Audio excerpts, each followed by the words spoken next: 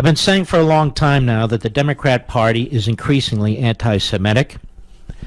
They embrace anti-Semites like the two first women Muslims ever elected to the House of Representatives. I had implored on this program the governor of Arizona to appoint the first conservative Muslim American to the United States Senate, Zuhdi Jasser, but instead he bows to the demands of McConnell and picks this McSally.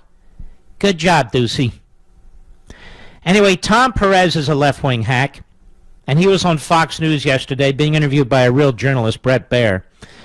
He was asked about this woman's march and the anti-Semitic concerns about it. Cut 9, go.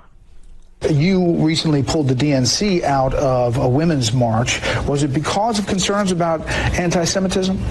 Well, we had a host of concerns, and we wanted to make sure that we were clear in our values. And the Democratic Party, our platform has been very clear about Israel. It's been very clear about dignity for both Israel and the Palestinian people.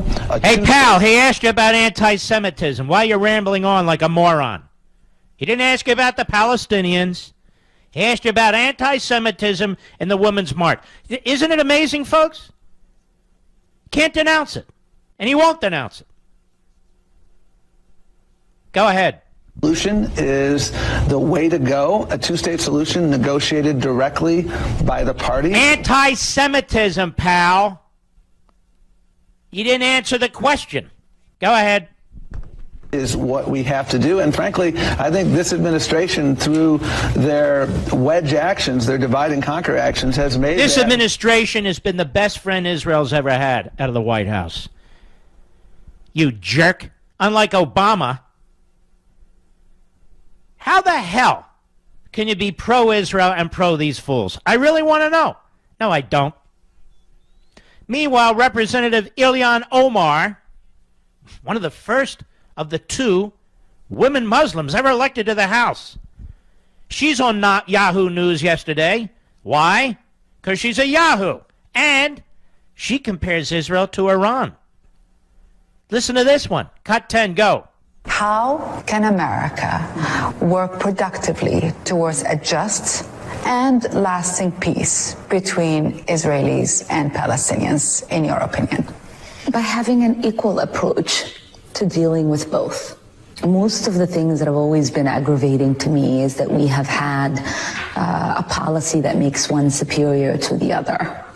And we mask it with a conversation that's about justice and a two-state solution when you have policies that clearly prioritize one over the other. Well, we'd love to embrace Hamas, but you know, it's a terrorist organization. It's been certified as a terrorist organization. And of course, the Palestinian Authority under Abbas, we'd love to embrace them too. Except they pay their people to kill Jews. Becomes a problem. Two-state solution. How's that worked out with the Gaza Strip? In my humble opinion, a two-state solution for the Jews is the final solution. Just my opinion. But let's listen to the genius. Go ahead. Just our relationship really with the Israeli government and the Israeli state. And so when I see Israel institute law that recognizes it as a Jewish state and does not recognize... Can't have that. Can't have a Jewish state. Can have Muslim countries. That's okay. You can't have a Jewish state. Why?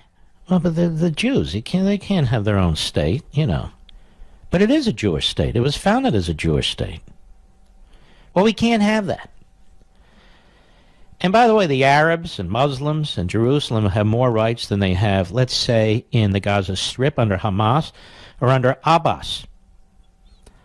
Abbas imprisoned a Palestinian American, again with dual citizenship, imprisoned this person for selling his property to a Jew.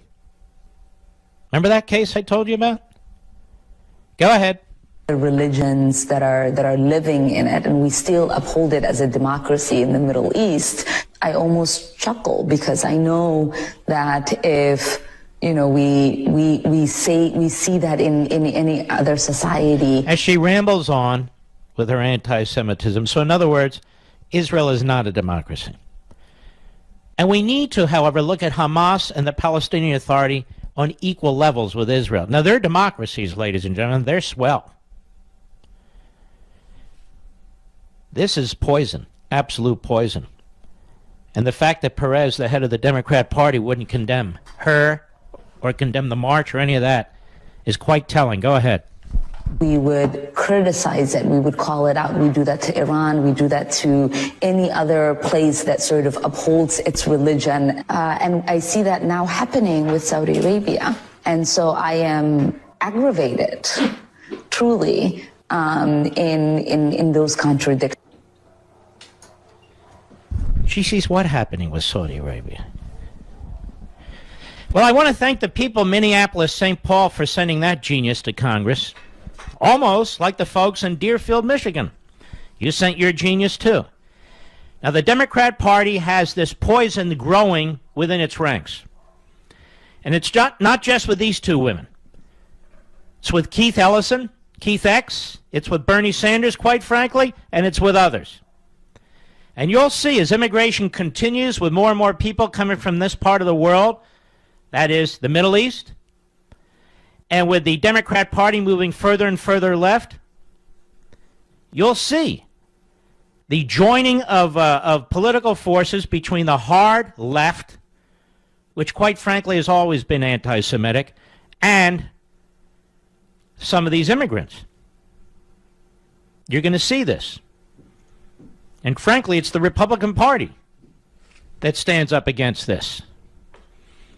And I just want you to hear it because she doesn't even want to talk about a two-state solution. Perez is mumbling on about a two-state solution. It's incredible to me how the press covers this up, too. I mean, they may do one thing on it and so forth and so on.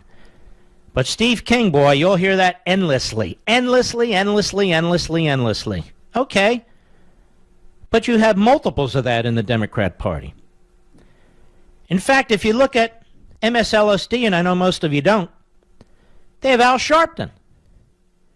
Al Sharpton has said some really hideous things. He is a anchorman on the weekend, I believe, for MSNBC. Is that not shocking? All right.